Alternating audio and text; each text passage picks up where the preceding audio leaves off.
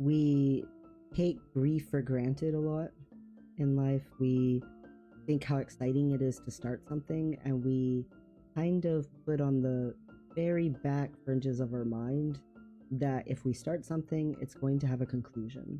We are going to at some point be adjourning. We're going to be transitioning to something else. Something is going to stop. And we don't like to think about that part. We like to think about, this new relationship, or, I'm starting this new career, or I just started school, whatever it is. We don't like to think about, this friendship is going to end at some point. My parents are getting older and they're going to die. My workplace, I've made friends here, but I'm not getting good raises. I need to move on to a different place.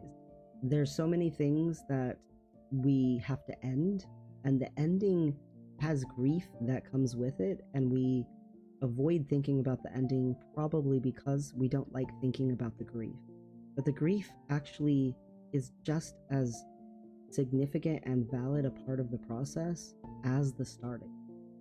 The uncomfortableness of choosing what's best for you or choosing to move forward, that progression in life, it builds resilience and it makes you stronger, and it makes you more certain of your beliefs, more certain that you're on the right path.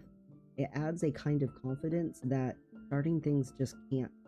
There is a certain momentum and energy that comes with starting things.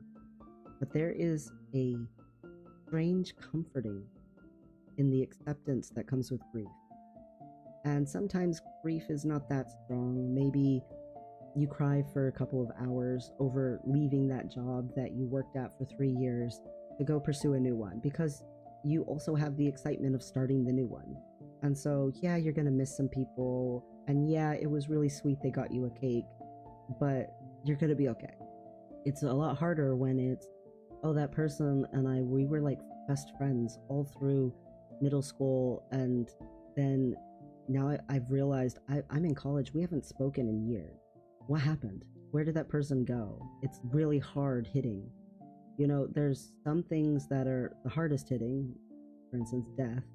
Even still, we take for granted how much grief solidifies in us our values.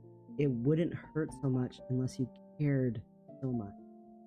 When that relationship breakup happens and it's devastating and people are like, oh, you need to get back out there, and a year later you're like, yeah, I'm still not ready. That's okay, because you are in a process, and that process is real and valid, and yes, it's uncomfortable. And so we try to pretend we don't have to deal with it, but it is extremely normal. It enriches our lives, even though in the moment it sucks. It's horrible. But long term, it helps us develop and become a more well-rounded, matured person. A person who's never had to experience any difficulty in life is like a tree who was always sheltered, and then suddenly you take the shelter away and it can hardly stand in the wind. It can hardly handle direct sunlight. It withers. It is fragile. It has to be constantly taken care of. A person who's been through a few things is a person who tends to be more resilient and can handle longer being without the shelter. Now, that doesn't mean that we should terrorize each other. It's not like, oh, I went through the hard thing, so obviously you should too. It's not that. It's that there's natural give and take in life. There are natural cycles to things in life. Those cycles, the more you try to avoid them, the less you can handle them. There are things you can do to help prepare for grief.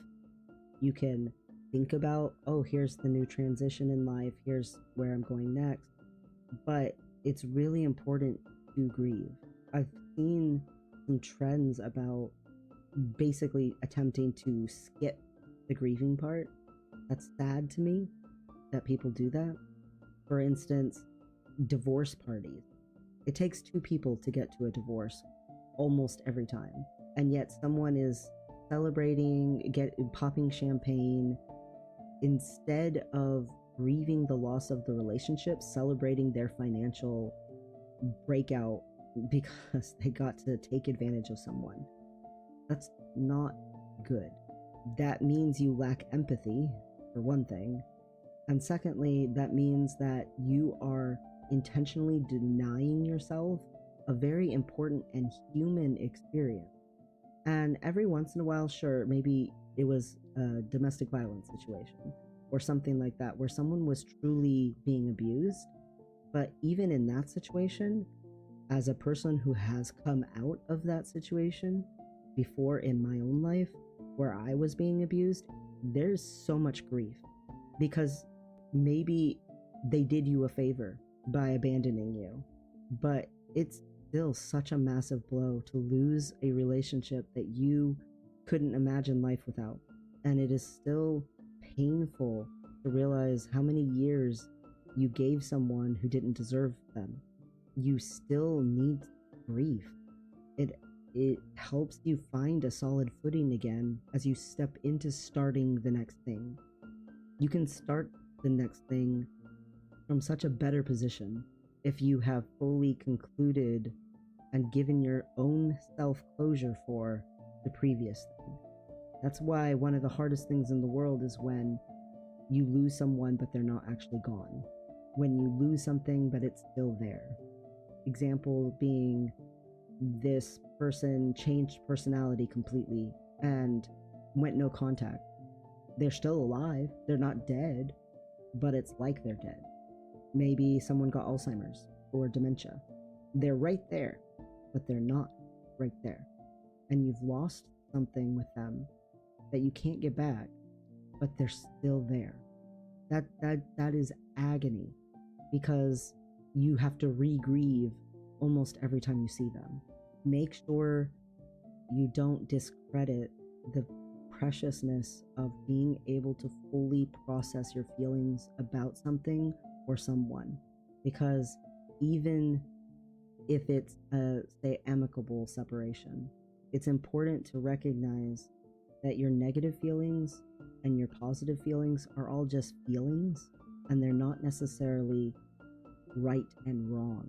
Some of them feel better than others, but they're all part of the human experience, and they all help you process life and work through life and get through life, and also help you get to know yourself and your thresholds, what you're capable of, help you build confidence, and help you know your ideals, know your values, know your morals, put your own beliefs into practice.